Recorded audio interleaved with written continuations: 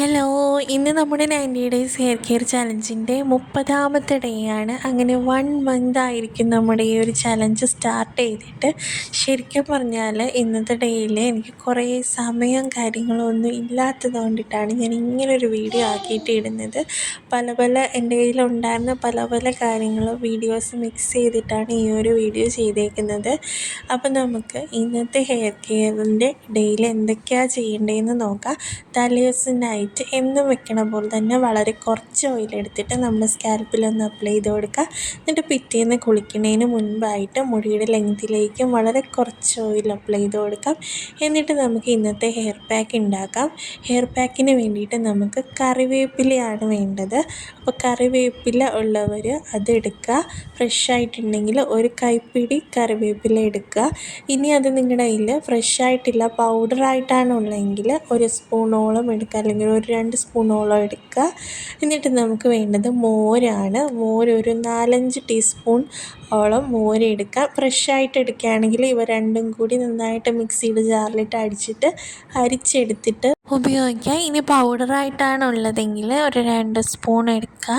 നമ്മുടെ കറി ലീവ്സിൻ്റെ പൗഡർ എടുക്കുക. എന്നിട്ട് അതിലേക്ക് ആവശ്യത്തിന് മോരൊഴിച്ച് മിക്സ് ചെയ്ത് ഹെയർ പാക്ക് ആക്കിയിട്ട് എടുക്കുക കേട്ടോ.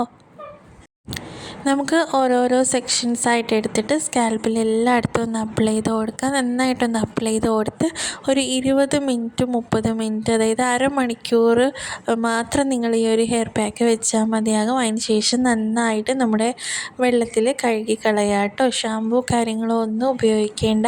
ഇത് നമ്മുടെ മുടി വേരുകൾ നല്ല സ്ട്രോങ് ആക്കിയിട്ട് വളർത്താനും അതുപോലെ തന്നെ നമുക്ക് ഈ ഒരു പ്രീ മെച്യൂർ ഗ്രേ ഹെയർ കാര്യങ്ങളൊക്കെ ഉണ്ടെങ്കിൽ അതൊക്കെ തടയാനും അതിനെയൊക്കെ ആ ഒരു ബ്ലാക്ക് കളറിലേക്ക് മാറ്റിയെടുക്കാനും ഒക്കെ നന്നായിട്ട് ഹെൽപ്പ് ചെയ്യുന്ന ഒരു ഹെയർ പാക്കാണ്.